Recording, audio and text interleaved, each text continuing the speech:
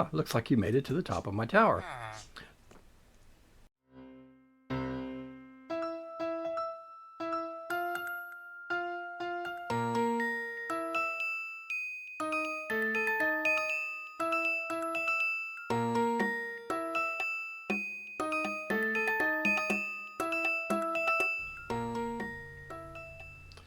Yep. Let me get back up here.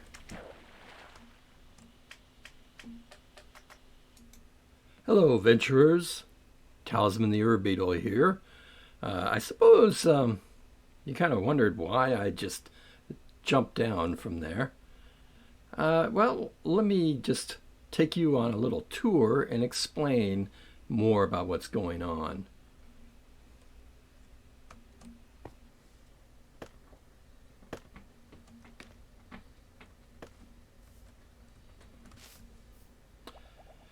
Now, in my previous videos, I never did explain where we were.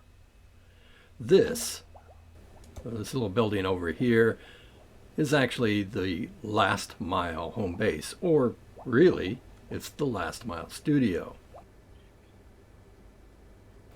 The Last Mile home base was a world that I made in order to handle a couple of remaining achievements.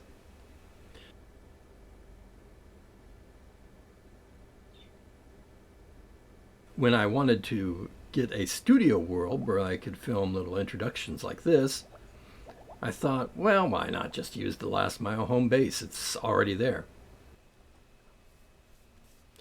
Now, you may have noticed something different from one of the early videos I did. This entire area now has grass instead of stone.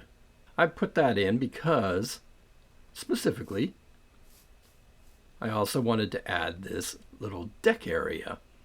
Why did I build a deck area? I thought we needed a place to talk. I did record a little conversation over in the dining area inside, but that had some problems, which I will explain in a bit. Let's go inside and see.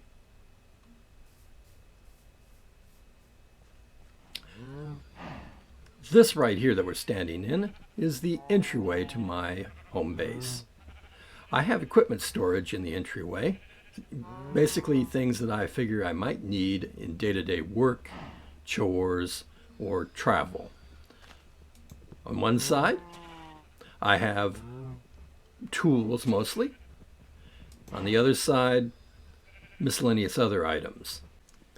The barrels on this side of the entryway are arrows, bows and crossbows, swords and axes, farm and digging tools, and then miscellaneous tools such as shears or flint and steel or buckets. The barrels on the opposite side of the entryway are for horse armor, leads and saddles, travel gear such as boats, mine carts, or things that I might want to take while I travel, such as a bed or a treasure map that I haven't explored yet. Trade items, and then general food items other than the cooked food, which we'll see later. And over here we have the dining area. This is where we had the conversation in one of the previous videos, and you may hear something that you didn't really hear in the other conversation, which is a lot of animal noises. It turned out that when I was recording it the first time, the animals were so loud I could not really hear what I was saying, and it was kind of interrupting what I was talking about, as they are doing right now. That, my friends, is why I built the deck outside. Now, over on this side of the house, I have my various workstations. I have a textile workstation where the loom is. On this side, I guess it's not really a workstation. It's my jukebox and my records. And then over here is the brewing station. I don't do too much of it. But I do have my reagents up here: glowstone, gunpowder, redstone dust. I actually have water down here for filling the bottles. I find that's easier to have an infinite water source right down here instead of using this cauldron for filling bottles, because this can only work 3 times, then you got to refill it. I'm just too lazy for that. Now, right over here, this is the fireplace, of course, for cooking. In fact, there's also a little smoker right here. This one feeds right into a cooked meat chest, where I have plenty of food at the moment. Whereas like this, anything cooked on the campfire falls down into a cart, which if I push this button, it sends the cart over here so that I can check in that. Oh, okay, we have a cooked pork chop I forgot to take out of there. Let me put that meat away then. Over here, this is where the potions are going. I put all the healing potions in the top one. Well, healing and regeneration. In the middle one are the poisons. Right now it's only weakness. And then down here I was going to put the helpful potions that are not healing. I did have a water breathing potion in there, but I had to use it, so it's gone. Over here, this is of course the uncooked food. I just have some salmon and cod here. I didn't want to cook that up immediately in case because I don't have any cats over here. I need some cats. And this is the raw food, mostly vegetables. You know, things like carrots, beetroots, apples. Everything's alphabetized. I like to keep my foods alphabetized. And now, I think it's time to go upstairs. Okay, here we are upstairs. You'll notice I have a little mapping area over here, a little desk where I can use the cartography table to correct maps that need to be corrected. These are the where I store the paper. I had to take the blank maps to do some exploration recently, but I do have some maps of nearby areas and some like treasure maps that I still need to resolve. Over here, you can see I have a suit of gold armor on an armor stand and a little escape hatch. The escape hatches are mainly for clearing out mobs in the area that may have spawned in the middle of the night before I go outside. This area, of course, is my enchanting area. I do keep an inner chest here in case I need to. Well, I keep an inner chest here. I don't think I need to say anything more. Lapis and some books in case I need to do any enchanting of that variety. This, of course, is my map wall. It's the local area. Here in the center is my little shack. I had noticed that I had not updated my map. There. Now it shows more of the grass that I put in. And of course, you could even see the animal pen on that side. You can now see the little teeny square area where the deck is. Over to the west is a river, separating me from some light forest over on the other side. To the south, we have a jungle.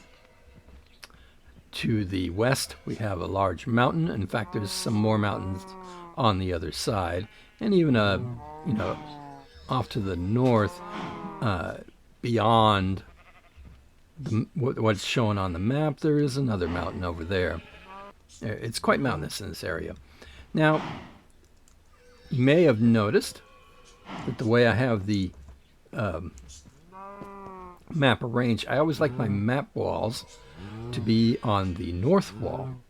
That way, when I'm facing the map, north is at the top, and which is in the direction I'm looking. So I know my orientation at all times. I can figure out which direction I want to go. Okay, that way's east, so if I want to go to the mountain, I would go up there. Of course, I know that the mountain is there because I can see it.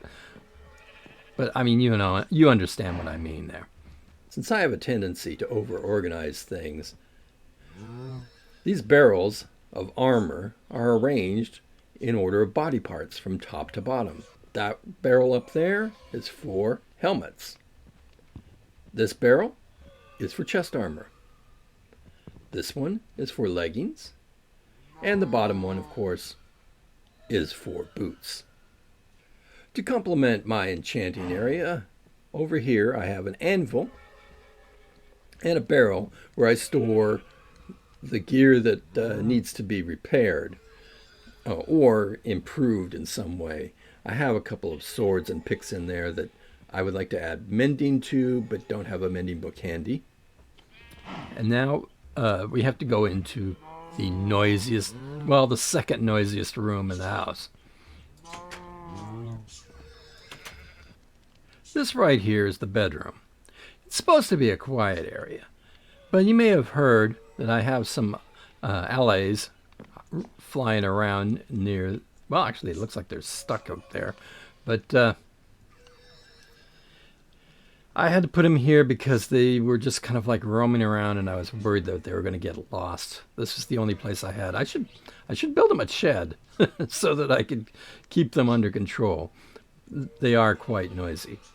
In this area, of course, I have a double bed in case I have a guest over, usually me. And I have some armor on a couple of armor stands. Had a little chest here that just has basically one of the pillager banners that they dropped. I took it as a trophy and put it there. I thought I had more of them, but oh well. But that's pretty much the bedroom. Now you'll notice I have windows. Usually I try to have windows on every side of the house, at least up on the upper level, so that I could, check outside to make sure there aren't any enemies to deal with. But on this one, because of my chimney, I didn't really have room. If I had made the house wider, which I didn't really want to do, I could have put windows on either side. I didn't feel like having tiny windows, though, so I didn't do that. Anyways, back out this way.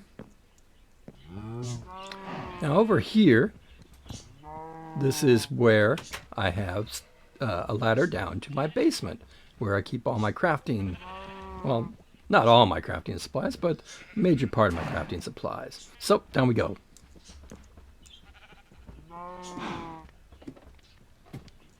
Yep, here we are. Welcome to the basement. I have some of the things that you would typically find in a basement. For example, the smelting area. Up here is the input. Over to the side is where I put the fuel. Right here is the smelting furnace. Over here are some various crafting ingredients. I try to keep them as alphabetized as possible. So that is most of my supplies that I need for any quick crafting. Over here, this is my output area for the, I guess you could call the precious materials. Now, if you look over here, I have some extra furnaces just in case the blast furnace and my main furnace are just not enough. And over here is the fuel for the furnaces, a lava farm. Over here, just a very simple composter for creating bone meal. And then over in this direction, we have the bulk block storage. On one side, we have the organic blocks and miscellaneous blocks, and especially wood. On the other side, we have all the different varieties of stone or other very hard blocks, which you will notice are in alphabetical order. Over here, we have a little area where I grow mycelium related things. I don't really need to do that too often, and actually it's not very good for growing any of the actual wood, or stems as they call it. Over here is a simple dripstone farm. Dripstone is something I don't really need a lot of, but I like to have the ability to get some of it if I want it. It kind of applies to everything. I don't usually make a lot of farms, and what I do make is usually manual or very low automation, because I don't need a lot of supplies. Now over in this direction, you'll see that we have a little doorway. This goes to another area. It's kind of cramped, so I'm going to send you ahead so that you can look for yourself. There's not really a whole lot there. It's just a couple of farms. This right here is a simple chicken cooker. You've seen the design many times. I did not invent it, of course, but it produces enough food that I'm not going to run out.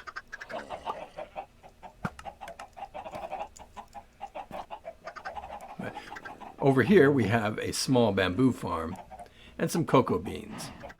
So, thank you for joining me on this little base tour. I know it's not much, but I have a very minimalist attitude toward decoration because I spend most of my time in Minecraft exploring. I don't really do much in the way of mega builds.